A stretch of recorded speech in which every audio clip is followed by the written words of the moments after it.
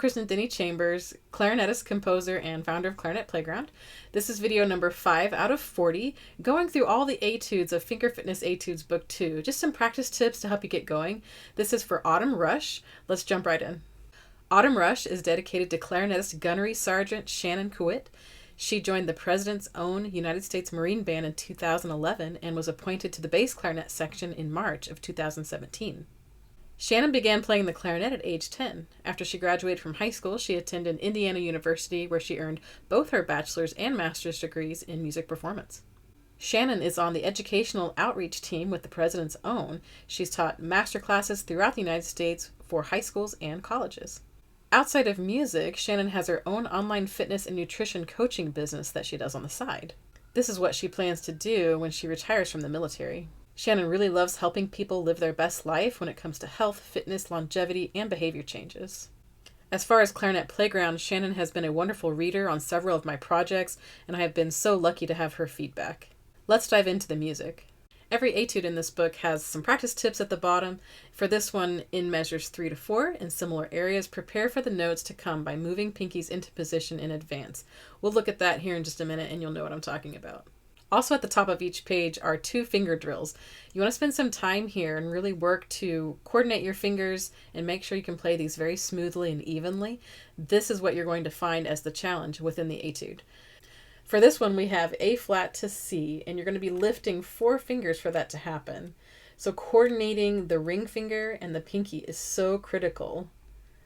And if you practice in front of the mirror, it can really help. It'll help to see if maybe this finger is having trouble covering. That's usually one of the trouble spots. If we undercover like this or maybe overdo it, something like that, it can cause some issues. So make sure you're nice and centered on the tone holes for that. I have a few extra drill ideas that you might try. The first line of this piece of music is like one giant finger drill. So if you break that down into 3 separate drills, it'll really help you prepare for this etude, because that first line comes back a couple of times and you want to really be ready for it. So if we look at measure 1, that's something that you could just repeat on a loop and just keep playing it until you feel really comfortable with it.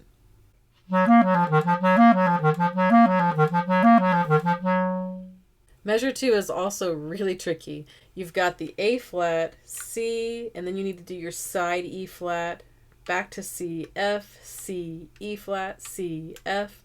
So you could really easily get tangled in that one. So you could take your time, maybe even do some fun swing rhythms with measure 2.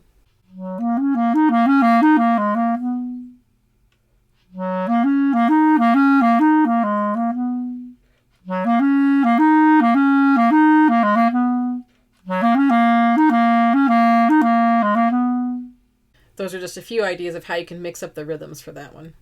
Now we look at measure 3 to 4. Here's where we have quite a bit of challenge. So we have this slur that crosses and connects the registers, and then you have this upward direction and then a downward direction. So my little tip here is isolate the ascending patterns first and then isolate the descending patterns, and it's a lot easier to put together. And if you notice at the beginning of measure 4, you're going to want to plan in advance what pinky you want to do for your D flat.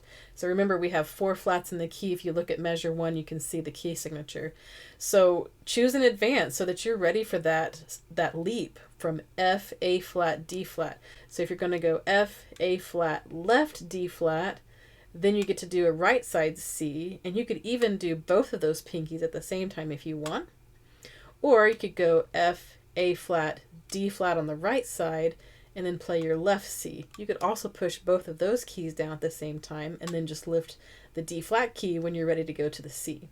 So I'll play by isolating the ascending pattern, then isolating the descending pattern, and then I'll put it all together.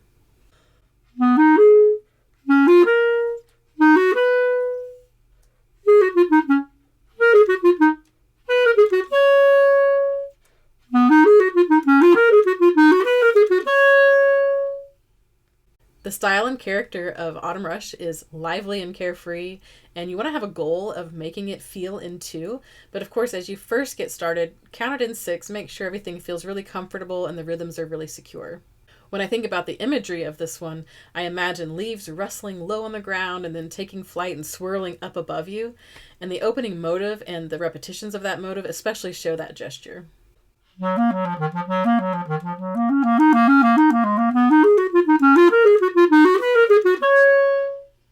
Measures 9 through 16 depict a lighter and more dance-like character.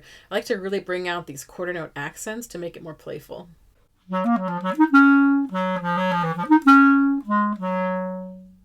Measure 17 through 27 has legato elements mixed with some lively articulated interjections. So play those legato segments with really a lot of expression and lots of focus on the smooth connections, and then make the mixed articulation pop a little bit.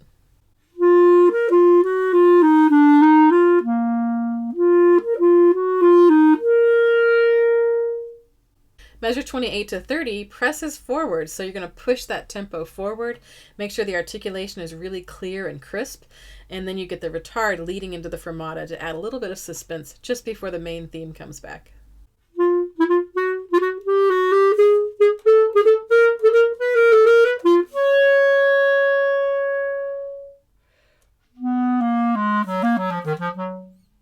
The rhythms in this etude are pretty typical to what you might find in a compound meter piece of music. There are a lot of running 16th notes in that main motive, and then you have the quarter note 8th note theme that we saw before, and the dotted 8th, 16th, 8th rhythm that's pretty standard.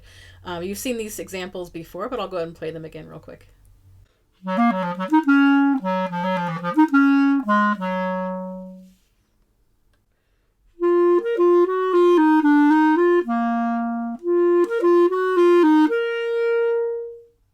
A few areas to pay attention to.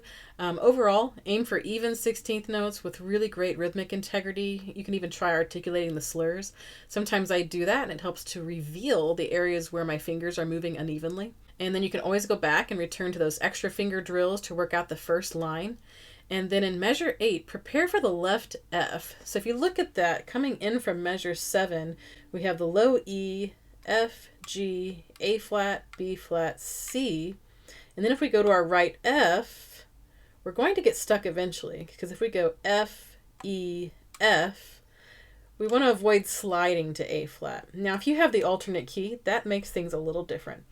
But for those of us with just the standard key system on this side, when we get to that first low F, we're going to need to do it on the left side. So we approach it with the low E, F, G, A flat, B flat, C, left F, this one over here, right E, back to left F, and then you're ready for the A flat on the right side.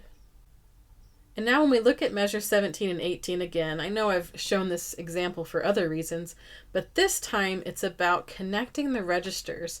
So it's really easy for that C to pop out in between the two open Gs. So something that you can do is start with the C and do what I like to call high, low, high, and make sure that those are balanced really well.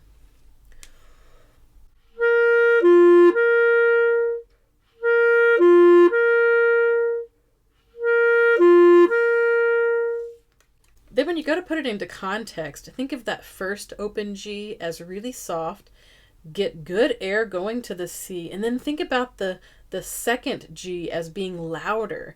And that way you're going to connect and make the phrase work, but then you avoid that C having a sound like it's popping out.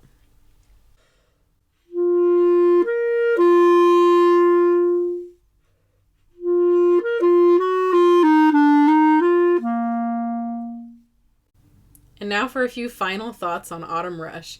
Initially for me, this etude evoked imagery of fall leaves stirring low on the ground and then swirling rapidly up and away into the sky.